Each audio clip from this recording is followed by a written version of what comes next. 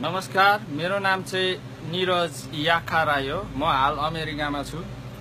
मैले हिजो अस्ति दिन इन्टरनेटमा जुन भिडियो भाइरल भएको छ, मैले त्यो कुरा हेरेको थिएँ र तँलाई भन्दैछु सीमा सुवेदी होस् कि जेसुकै होस्, तँलाई नेपालीहरू इन्डियामा गएर भाडा मरेको तल्लो स्तरको काम गरेको तैले जुन भनिस्, हामी जहाँ गए पनि पुर्खाले हामीलाई काम गर्नु सिकाएको छ। त जस्तो दुई चार ल्याप बोल्नु सिकाएको छैन। नेपाली गोर्खालीलाई धेर नहेप। के को गोर्खे? त गोर्खे अरे?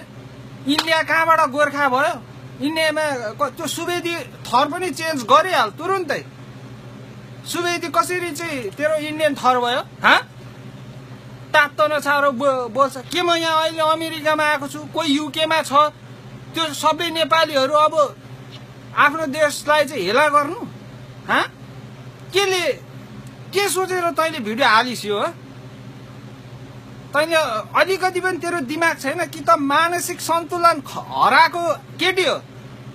हामीलाई मान्छे, छोरी मान्छेलाई इज्जत गर्नुपर्छ, हामीलाई पनि आउँछ। तर तँ जस्तोले गर्दाखेरि साला सबै कलङ्क भइसकेको छ, बुझिस्? तँलाई नेपालीहरू उयो अरे मागेर त खाएको छैन नि नेपालीहरू। हामी अमेरिकामा आएको छौँ, कोही साउदी कता जहाँसुकै हुनुहुन्छ, सबैले आफ्नो दुःख गरेर खाइरहेछ। तँलाई चाहिँ के नेपाली गोर्खा अरे, गोर्खाल्यान्ड अरे, गोर्खाल्यान्ड माग्छस्? कहाँको गोर्खा हो तेरो? तेरो बाउ आमाले त्यस्तै सिकाएको हो? गोर्खाल्यान्ड अरे। झन् राम्रोसँग सपोर्ट गर्नु छैन, उयो गर्नु छैन। नाना थरी नेपालीलाई भनेको छ त कि फेमस भएर हुनुलाई चाहिँ भिडियो अपलोड गरेको हो भने हो भन्, हामी फेमस गरिदिन्छौँ। गोर्खे भनेको यस्तो हुन्छ साला, रिस देखेको छैनस् होला तैँले, भेटेको छैनस्। त्यो आदि नेपाली आदि धोती मिसाउँदै गोर्खे नभन्। एकचोटि खुकुरीले खाएपछि थाहा पाउलास् के हो भनेर गोर्खे। त्यसरी कुनै पनि जात जाति आफ्नो उयसलाई त्यसरी भन्नुहुन्छ?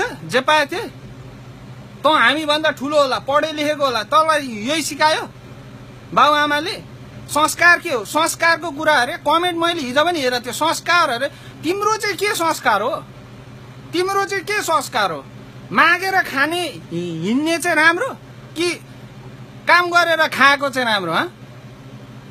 जहाँ गएर भने हामीले काम गरेर दुःख गरेर हामी नेपालीहरू खाएको छौँ, इज्जत गर्व साथ भन्छौँ। जहाँ यो इन्डियामा गएर भाडा मोल्यो त के भयो? मागेर लुटेर त कसैले खाएको छैन नि। नेपालीहरू त सुवेदी थर पनि चेन्ज गर, त्यस्तै हो भने। तँलाई त्यति नै नेपालीसँग घृणा छ भने त्यो थरको नाम पनि हाल अरू नै इन्डियन थर हाल। नेपालीको इतिहास थाहा छैन भने, नेपाली उयो थाहा छैन के को तिमीहरू गोर्खा? इन्डियन गोर्खा भनेर भुत्राको इन्डियन गोर्खा? कस्तो खालको इन्डियन गोर्खा हो यो? इतिहासमै नभएको कुरा चाहिँ इन्डियन गोर्खा भनेर भन्नु मिल्छ? याद राख, गोर्खाली भनेको कस्तो हुन्छ के हुन्छ भनेर इतिहास पढ्नु आइज गोर्खामा। साह्रो यति नै भन्न चाहन्छु। अनि दार्जिलिङवासीहरूलाई पनि म के भन्नु चाहन्छु, आफ्नो माग राम्रोसँग माग्नुहोस्, तपाईँहरूले पाओस्। मेरो एकदम भगवानदेखि नै यही कृपा, तपाईँलाई माग पाओस्। तर गोर्खाल्यान्ड पाउँदैमा अर्को एउटा इन्टरभ्यूमा के अरे, नेपाल जस्तो गरिब अरे त्यो टोपी लाउने को नेता हो कि त को हो? डाइरेक्टै भन्दैछु, नेपाल जस्तो गरिब अरे। नेपाल जस्तो गरिब त्यो टोपी पनि फाल, कोट पनि फाल, त्यहाँनिर नेपाली भाषा बोल्नु बन्द। नेपाल गरिब देश अरे, कल्पना पनि सोच्नु सक्दैन। त्यो थर चाहिँ किन लेख्छौ तिमीहरू? त्यति साह्रो नेपाललाई उयो लाग्छ भने?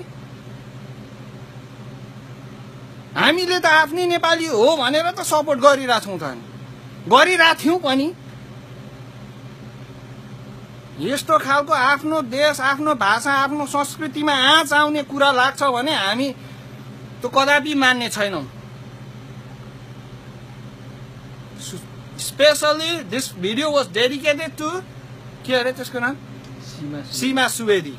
याद राखिरा, त फेमस हुनुलाई हो भने त्यो अर्काको उयसलाई आँच राखेर फेमस हुनु पर्दैन। अर्काको स्वाभिमान अर्काको देशलाई ठेस पुर्याएर हुँदैन। तेरो भलो हुँदैन, याद गर।